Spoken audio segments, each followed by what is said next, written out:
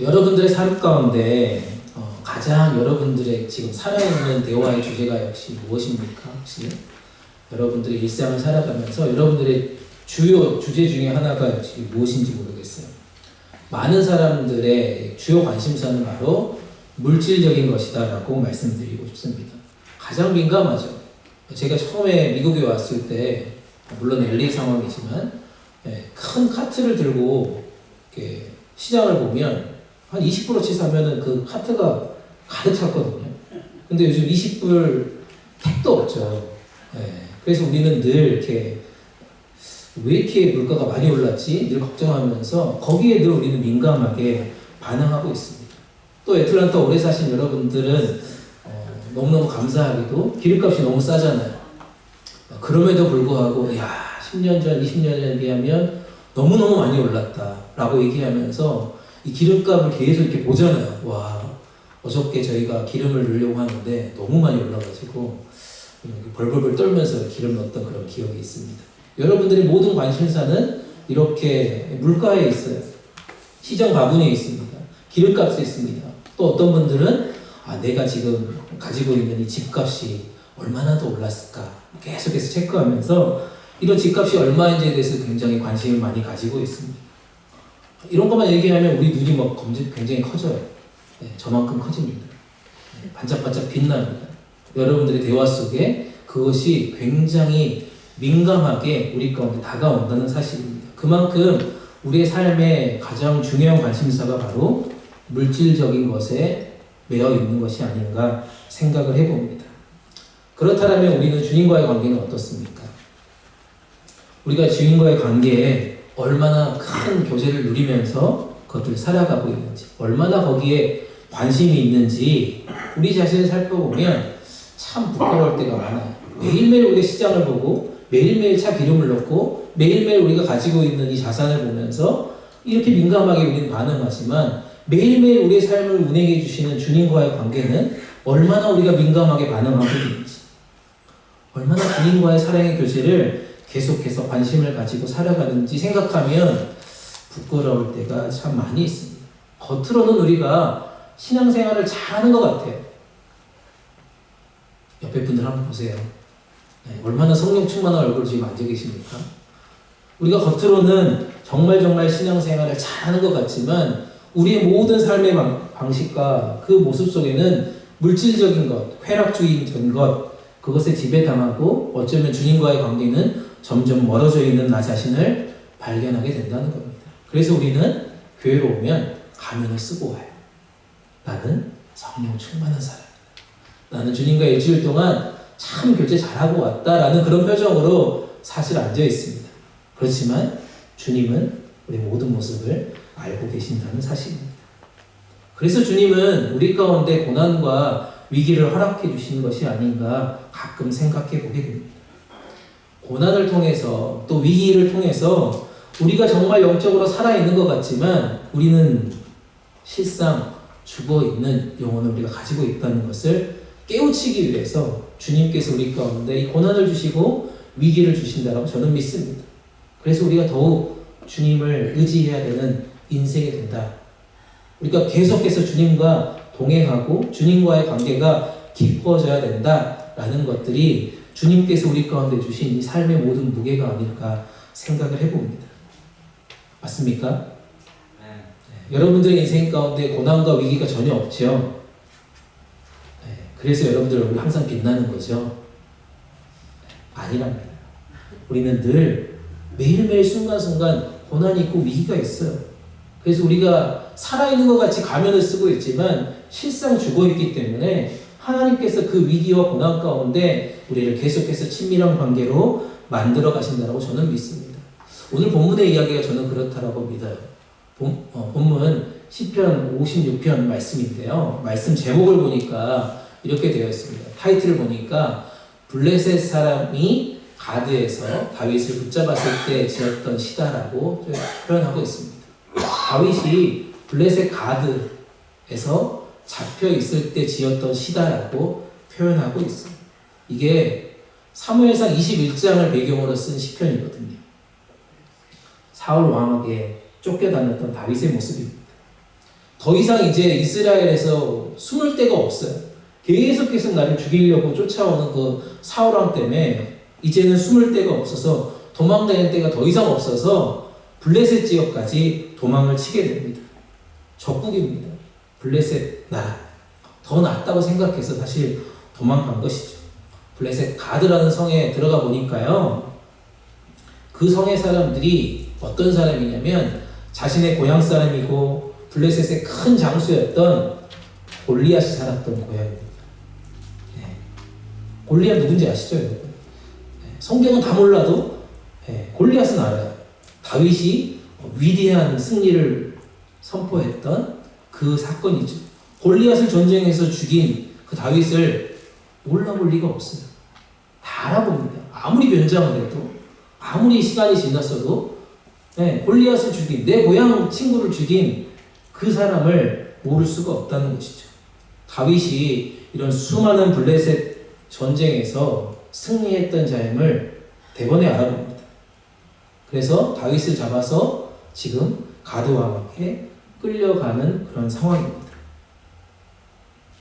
다윗은 분명 죽을 수밖에 없는 상황까지 놓이게 됐어요. 자기는 정말 안전하다고 블레셋에 나아갔는데 그 지역이 바로 가드 지역이었고 그래서 그 고향 사람들에 의해서 가드 왕에게 붙잡혀갑니다. 죽을 수밖에 없는 상황이라는 거예요. 그래서 성경에 보니까요. 이 다윗이 어떤 행동을 합니까? 사무엘상 21장에 보니까 침을 질질 흘리고 있어요. 나는 정신병자다. 나는 미친 사람이다. 라고 하는 행동으로 그렇게 그 위기를 모면하게 됩니다. 그 긴박한 상황들을 모면하고 지은 시가 바로 시편 56편이에요. 나는 지금 미친 사람입니다. 라고 행동하는 그 순간에 지었던 시가 바로 시편 56편이라는 것입니다. 자신이 처한 그 위급한 상황 그 가운데서도 한 가지 놓치지 않았던 사실이 뭡니까? 바로 오늘 시편 56편 말씀을 보니까요. 나는 전적으로 하나님만을 의지합니다. 라고 얘기하고 있어요. 3절 말씀에서 이렇게 얘기하잖아요. 두려움이 온통 나를 휩싸는 날에도 나는 오히려 주님만을 의지하겠습니다. 라고 고백하면서 이 시를 지금 쓰고 있다는 것입니다. 다윗이 이렇게 삶의 어려운 상황 가운데서도 끊임없이 하나님만을 신뢰했다는 겁니다. 의지했다는 겁니다. 이게 믿음의 사람이라는 것이죠. 어떻게 이게 가능할까요? 어떻게 이런 모습으로 다윗은 계속해서 하나님만을 의지하고 살아갈 수 있었을까요? 이 시편 56편 말씀을 여러분들 얼마나 많이 읽어보셨습니까? 혹시라도 잘 읽지 못했다. 오늘 말씀을 통해서 다윗이 정말 구체적으로 내가 하나님을 어떻게 의지해야겠다라는 그런 모습의 자세를 우리 함께 말씀을 하나하나씩 살펴보면서 그 의지, 그 모습을 발견하는 시간들 되기를 간절히 축복합니다. 첫 번째로 자세는 뭐냐면요. 두려움 속에서 하나님의 말씀을 의지하고 찬양하겠다라고 고백한다는 것입니다. 내 인생에 두려움이 찾아와도 나는 계속해서 하나님의 말씀을 의지하고 찬양하겠습니다라는 그런 마음으로 하나님을 의지했다는 것입니다. 시편 56편 4절 말씀입니다. 한번 읽어보겠습니다. 시작. 내가 하나님만 의지하니 그 어느 것이라도 부끄럽지 않습니다. 주체를 가진 사람이 나에게 나무지 않습니다. 다윗은요, 이 위기의 순간에 하나님을 의지할 것뿐만 아니라 어떻게 해요? 찬송하고. 여러분, 뭔가 두려움이 생기고, 뭔가 위기가 생기고, 뭔가 고난이 생기면 우리 입술은 뭐부터 얘기해요? 짜증부터 나요. 화가 나요. 분노가 나요. 그런데 다윗의 고백은 뭐예요? 말씀만을 바라보고 주님만을 찬송하겠다라고 얘기하는 것입니다. 이렇게 하는 이유가 뭘까요? 그는 하나님의 말씀을 온전히 믿었기 때문입니다. 다윗의 믿음의 대상이 누구입니까? 하나님이죠. 다윗의 믿음의 대상은 하나님이십니다. 그리고 다윗의 믿음의 내용은 뭡니까? 그러면 믿음의 내용이 뭐예요? 파워포인트 넘기면 이렇게 얘기합니다. 자기에게 약속하신 하나님의 말씀이다라고 말씀하고 있습니다. 믿음의 대상은 하나님 한 분이시다라는 것을 그는 믿었다는 거예요. 그리고 다윗은 믿음의 내용 역시 하나님께서 자기에게 약속하신 말씀입니다라고 얘기하고 있습니다. 사랑하는 여러분, 우리는 믿음의 대상이 누구입니까? 여러분들의 믿음의 대상이 누구예요? 왜 이렇게 말수가 줄어들지? 네. 아까 제가 처음에 얘기했던 그것 때문에 지금 가슴 막 찔려서 그러시네요. 우리의 믿음의 대상은 하나님이심을 저는 믿습니다. 우리의 믿음의 대상도 우리 한 사람 한 사람에게 약속하신 하나님의 말씀이라는 것을 또한 믿어야 할 것입니다. 아멘. 우리 믿음의 대상이 하나님이에요. 물질이 아니에요. 세상이 아니에요. 하나님이라는 것입니다. 그리고 우리가 믿어야 되는 그 내용 역시 하나님의 말씀에 근거해서 바라봐야 한다는 것입니다. 다윗은 자신이 약해질 때마다, 흔들릴 때마다 하나님의 말씀, 이 약속의 말씀을 계속해서 생각했다는 것이죠. 목동이었을 때부터, 아니 어린 시절부터 그와 함께 하셨던 그 하나님께서 약속하셨던 그 말씀을 계속해서 생각하고 묵상하고 그 가운데 용기를 얻었다는 것입니다.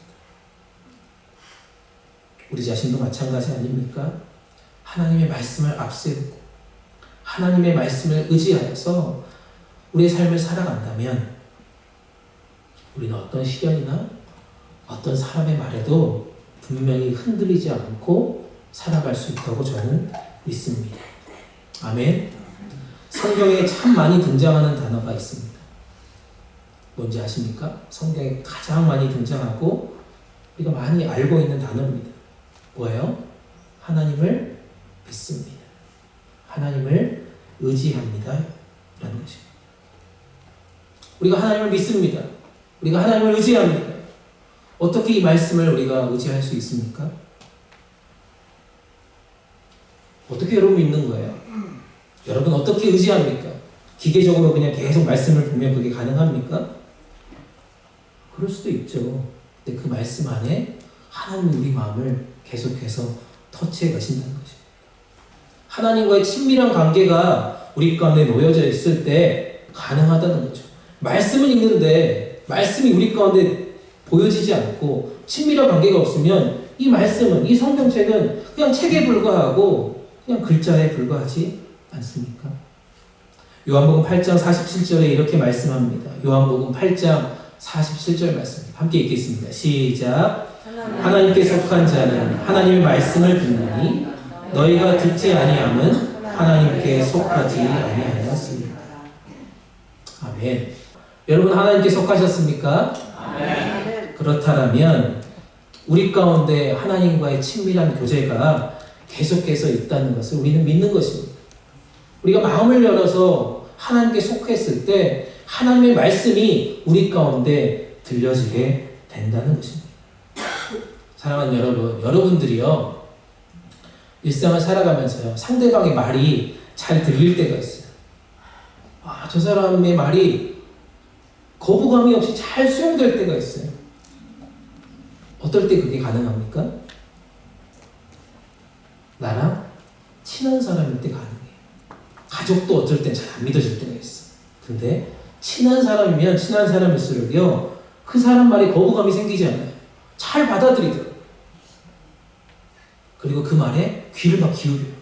맞다, 그 말이 맞구나, 그게 진실하구나 라고 우리는 여겨진다는 거죠. 그리고 그 말을 진짜로 믿어요. 우리는 하나님께 속해 있는 사람입니다. 아멘. 우리는 하나님과 속해 있는 사람이기 때문에 우리는 하나님과 영적인 관계로 굉장히 친밀해져 있다는 것을 믿습니다. 아멘. 그래서 우리 마음이 열려 있어요. 그리고 그 말씀을 우리가 순순히 받아들여요.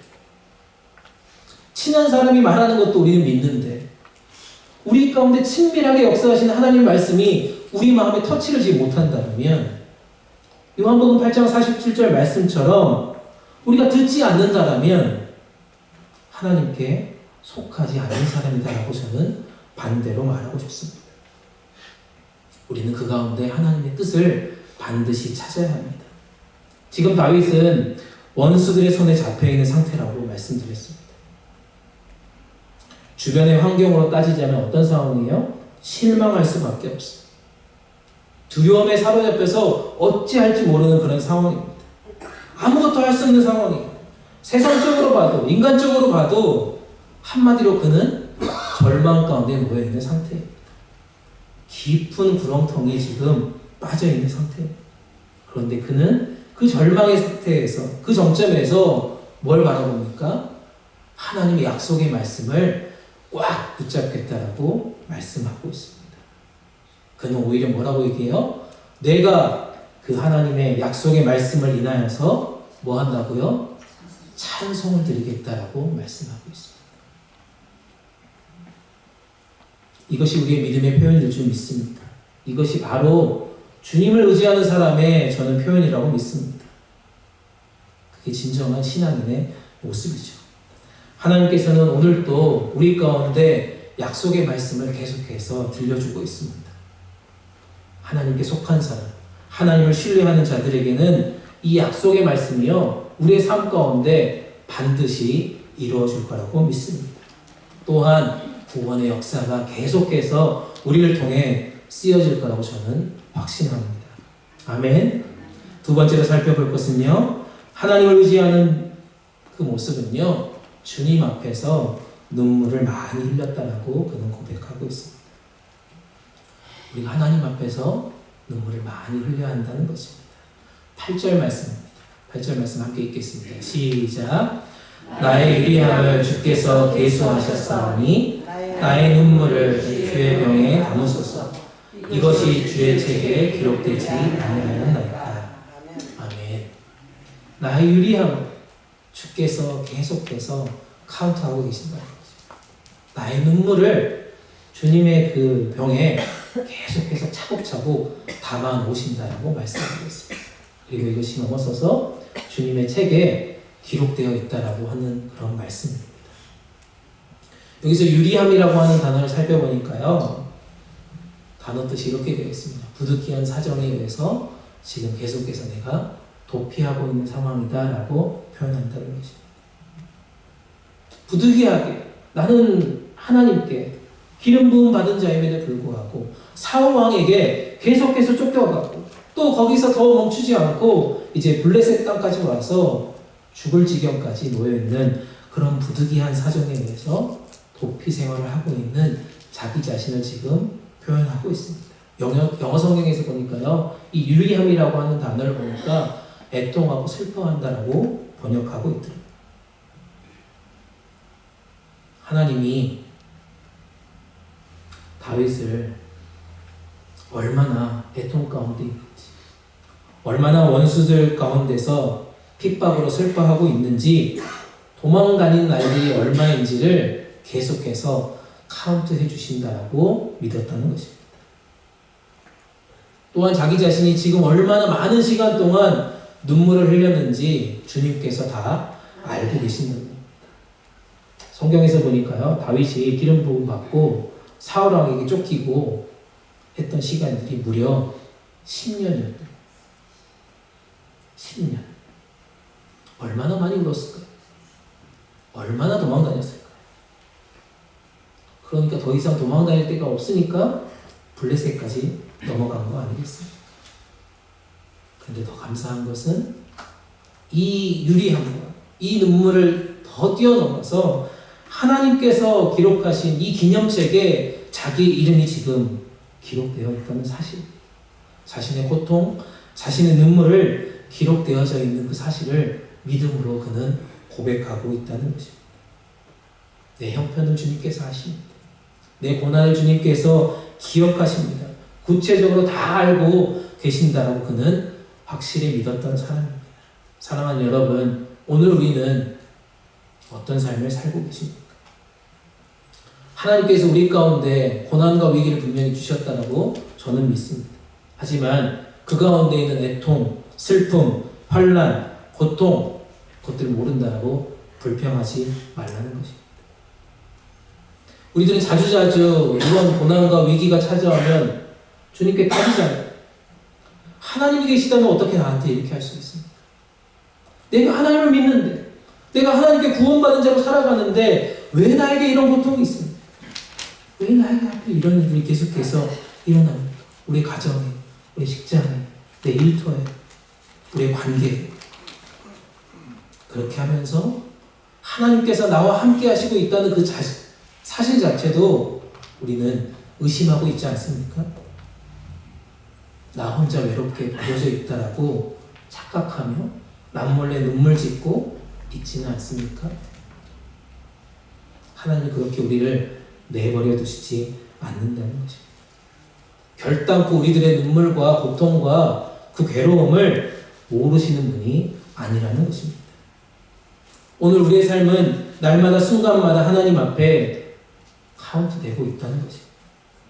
우리가 주님을 사랑하고 그 사랑 때문에 흘리는 눈물, 그리고 이 세상의 모든 악한 세력들에 의해서 환난받고 핍박당하면서 흘리는 눈물까지도 주님께서는 자신의 눈물병에 고이 간직하고 있다는 것입니다.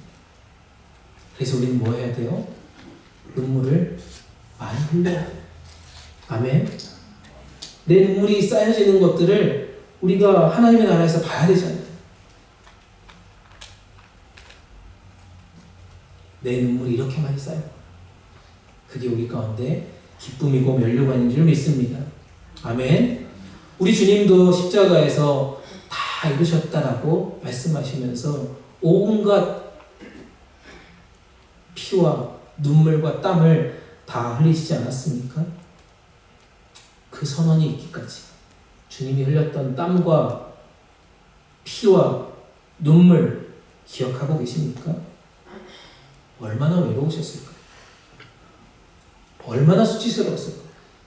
얼마나 괴로웠을까요? 그러나 주님은 그 시간이 너무너무 행복하다라고 말씀하고 있습니다. 그리고 기쁘게 십자가를 지셨다는 겁니다. 왜요? 왜 이게 가능했을까요? 주님은 내가 이 일을 원한다라고 말씀하지 않았어요. 내가 이 일을 원해서 이 삶을 살고 있다라고 원하지 않았다는 거예요. 말씀하지 않았다는 거예요. 뭐라고요? 하나님께서 이 일을 원하신다라고 하시면서 십자가 기쁘게 지셨다는 사실을 우리는 믿습니다. 괴롭고 힘들지만 하나님께서 이 일을 원하시니까 온 인류의 죄를 구속하시기 위해서 십자가에 지신 것, 이것이 나는 행복한 삶이다라고 말씀하셨다는 것입니다. 그래서 이 땅에서 삶이 아주 저는 행복했을 거라고 확신합니다. 저는 우리들의 눈물도 이와 같다고 믿습니다. 우리가 흘리는 눈물 역시 저는 행복한 눈물, 그리고 행복한 결말로 하나님께서 우리 가운데 축복해 주실 거라고 확실히 믿습니다. 아멘. 요한계시록 21장 3절 4절 말씀에 이렇게 얘기합니다. 요한계시록 21장 3절 4절 말씀입니다. 우리말 성경인데 한번 읽겠습니다. 시작. 보아라, 하나님의 장막이 사람과 함께 있으니 그곳에서 그들은 그의 세상을 보고 하나님의 손짓이 일어나게 되게 하시고 그들에게 모든 눈물을 닦아주실 것이며. 아멘. 부활하신 주님이요, 우리가 이 세상을 살아가면서 당했던 모든 일들로 말미암아 우리 눈에 흐르는 눈물을 어떻게 하신다고요? 닦아주신다. 아멘. 부활하신 주님께서, 그렇게 행복하게 십자가를 지셨던 그 주님께서 우리를 저 천국에서 만났을 때 우리의 모든 눈물을 닦아주신다는 사실, 그분의 생명책에 우리의 모든 것들을 기록해 놓으셨기 때문에, 그래서 하늘 장막에서 영원히 우리가 그 눈물을 닦으며 함께 거하게 될 것이라는 것입니다. 아멘. 그 날이 막 기대가 되십니까? 그 날 때문에 우리가 흥분되십니까? 그렇기 때문에 우리가 행복하게 살아야 한다는 거예요. 아멘. 그 날이 있기 때문에 지금 이 눈물, 이 고통, 이 어려움 주님께서 하시니까 기쁘게 행복하게 사실 수 있기를 주님의 이름으로 축복합니다. 마지막으로 살펴볼 것은요, 주님을 의지하는 분들은 어떤 삶을 살아가냐면 하나님께 기도하며 승리를 확신할 수 있다는 것입니다.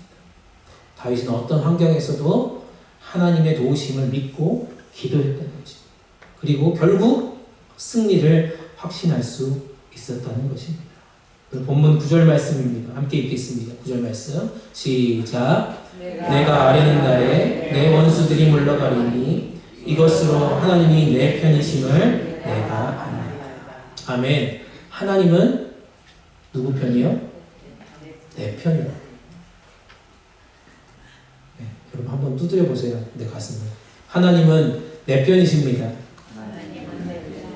네, 이렇게 가슴이 두근두근거리세요? 너무너무 행복하지 않습니까?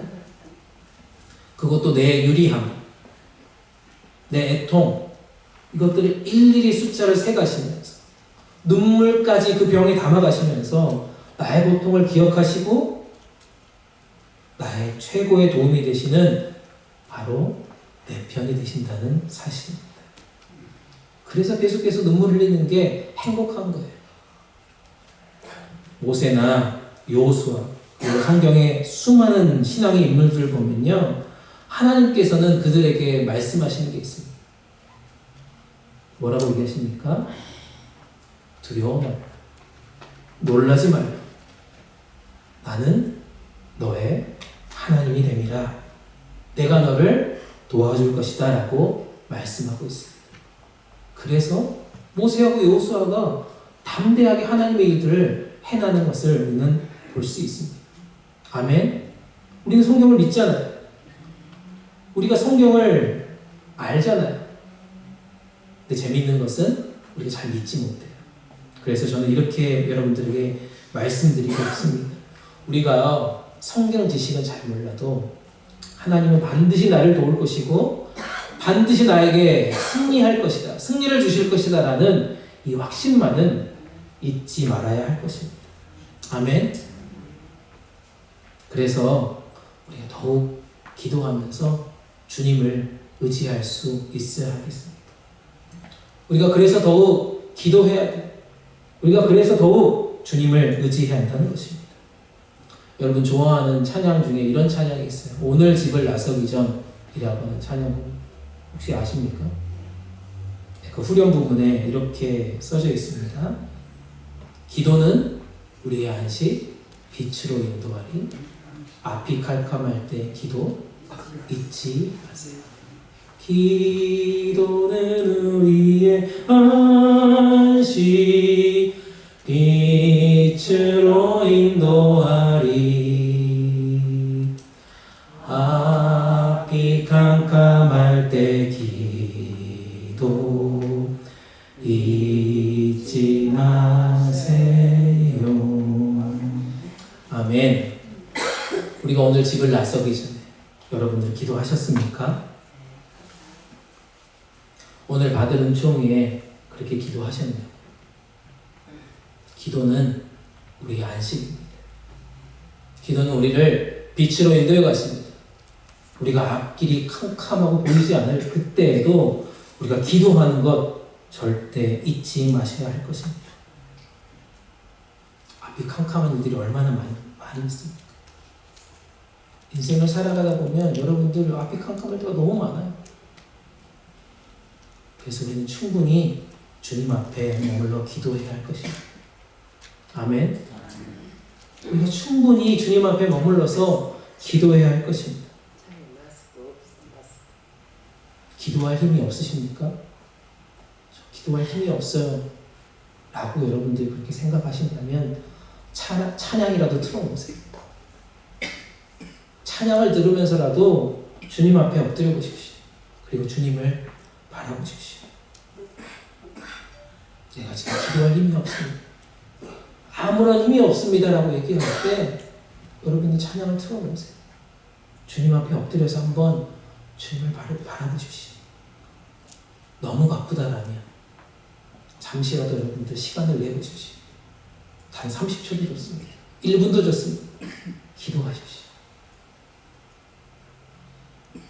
여러분들이 하고 있는 일들을 계속해서 하면서도 주님을 바라보면서 기도해야 할 것입니다.